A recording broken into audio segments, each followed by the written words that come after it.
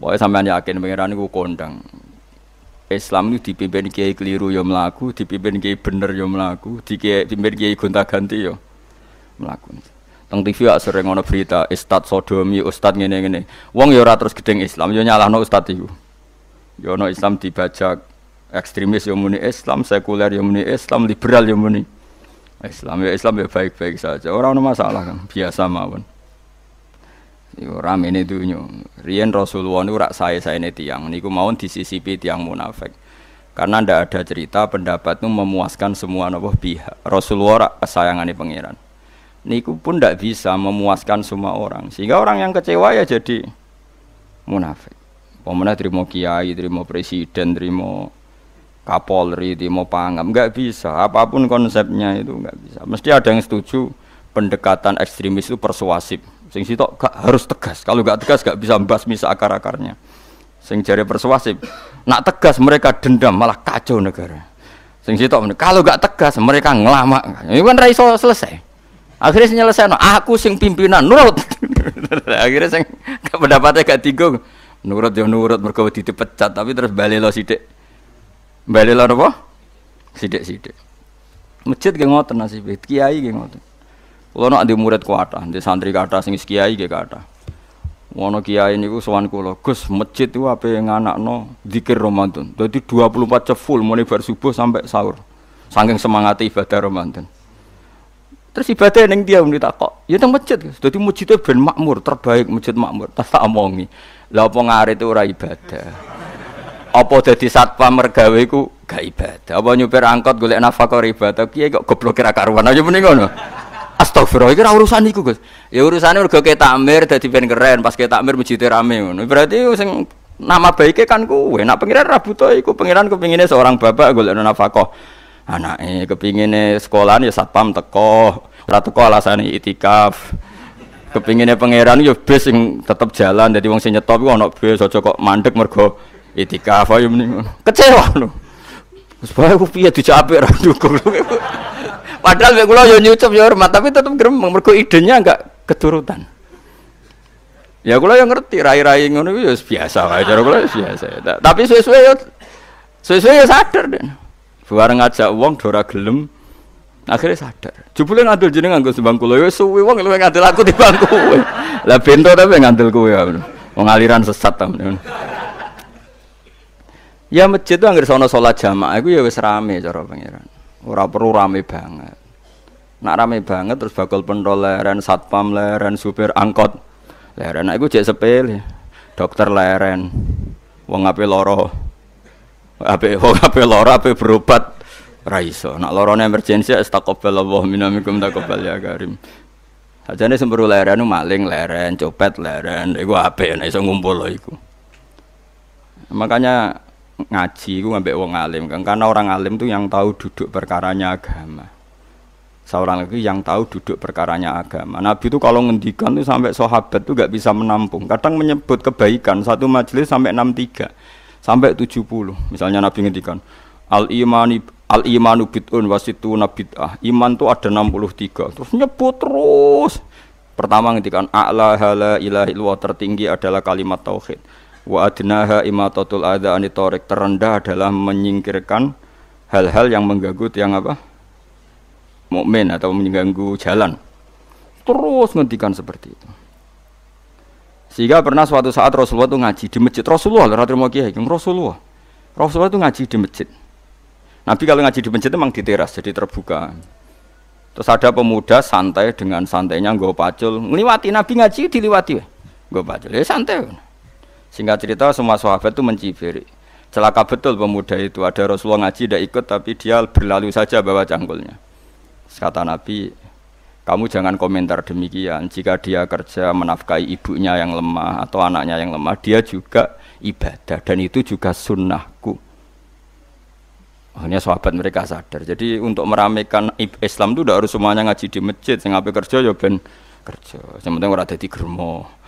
Orang pengedar narkoba itu, itu ora kerja kang perusakan. Jadi sebetulnya orang tuh nggak bisa mengatakan kerja mau pengedarkan narkoba itu ndak, pengrusakan tuh namanya. Tapi kayak adol pentol terus hal-hal yang halal itu namanya apa? Kerja. Dan kerja itu ibadah. efek dari pikiran ulama yang seperti ini, akhirnya masjid daerah ulama itu sepi-sepi. Mergo ngomong ngono terus wong wae nak ngono ora perlu ning masjid. Lah iku kesimpulane sing salah. Kok terus kesimpulane nak ngono ora perlu ning masjid bar saiki. Maksudnya orang ngono sing di aktivitas nggih monggo. Nek sing ada aktivitas timbang turu ning omah akhire aduk ibadah ning masjid aja aduk turu ning masjid.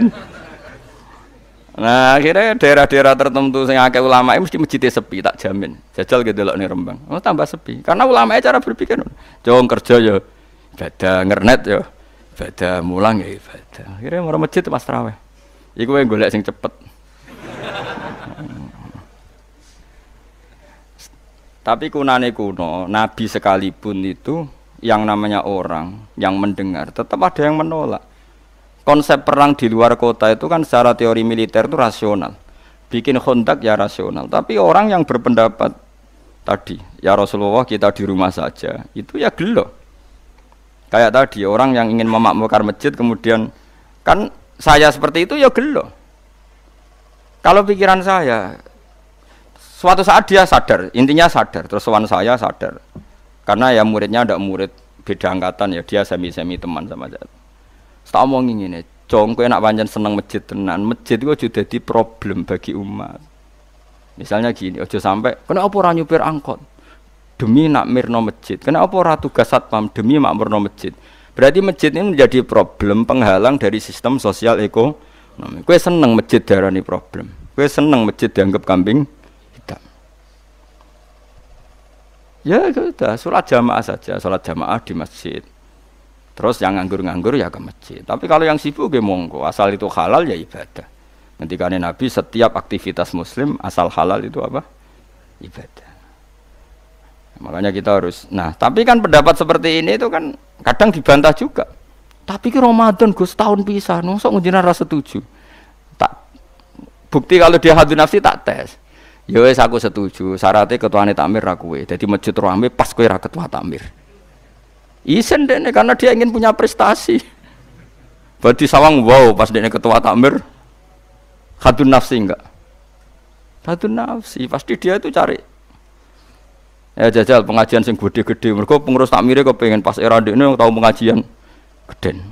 Pas gak pengurus takmir terus ada pengajian geden. Wah po rame-rame bareng. Padahal orangnya sama.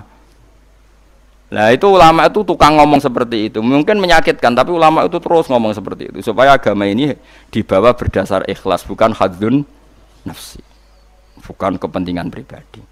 Tapi tentu ulama tetap ngomong iktikaf ya sunat baik, kerja ya baik, amal lainnya asal baik ya baik. Ngomong gitu terus. Tapi kan mangkel loh akhir ulama, karena bagi pengurus masjid baik itu pas Ramadan ya masjidnya rame. Bagi yayasan yatim piatu amal apa ya dikekno yayasan yatim piatu. Bagi KBIH, bagi travel amal apik ya umroh. Ya ora. Lha tenan kula raguyan. Mana mungkin travel umroh dalil kowe nek ade dhuwit luwih kekno cah yatim, kekno masjid, gak payu travel. Tapi dalile al umroh ilal umroh kafaratun lima bainahuma. Umroh itu yang mengkafaroi dosa. Jadi dan itu kersane Allah, orang macam-macam pikirannya kersane Allah dan baik-baik saja. Dunia diokal-akali itu ya baik-baik saja. Allah ya tenang aja tetap sugih. Cuma ulama harus ngomong seperti saya. Jadi karena keterbatasan manusia sehingga yayasan yatim piatu mesti ngomong seakan-akan ibadah terbaik yang nyumbang yatim piatu. Nanti yang di travel ibadah terbaik ya sowan Nabi umroh. Nanti sing jamaah thariqah ya ibadah terbaik itu thariqah. Semua dan itu semuanya baik gak masalah, kita tidak masalah. Tapi kalau memaksa orang lain harus seperti itu dan mengkerdilkan kebenaran hanya surahnya gambarannya seperti itu, kita sebagai ulama harus melawan. Karena Nabi dawuh kebaikan itu sekian jumlahnya. Terus Nabi menyebut di satu majelis itu 60. Sampai yang di antara yang disebut itu nganti ana sing jorok. Wa fi buti ahadikum sedekah. Kowe ngeloni bojomu iku sedekah. Sampai sahabat takok, "Ya Rasulullah, masa urusan gitu ibadah?" Ayati ahaduna syahwatahu wa huwa alaihi ajrun. Masa urusan kelon itu ganjaran ibadah. Terus Nabi jawab,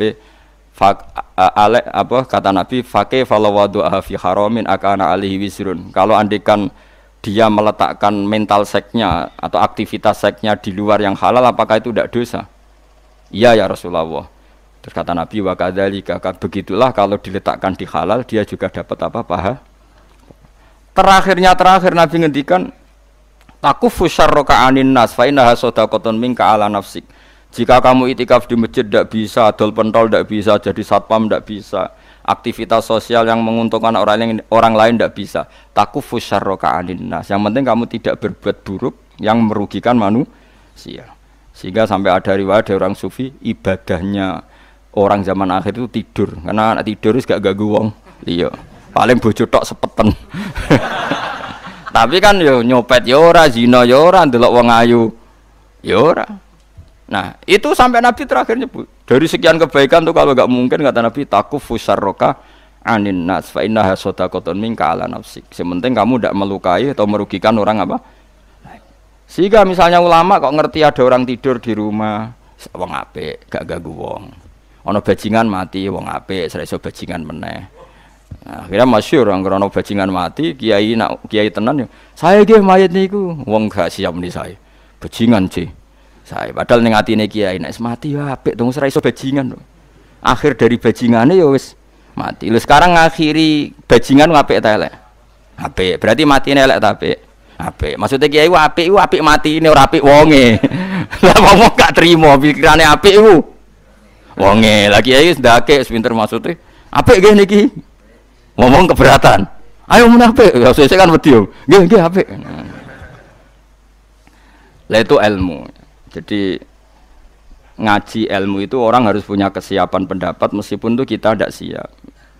Wa wasa antakrahu syai'a wa huwa khairul lakum. Pendapat itu meskipun kamu kadang tidak cocok, bisa saja menurut Islam itu ini lebih apa?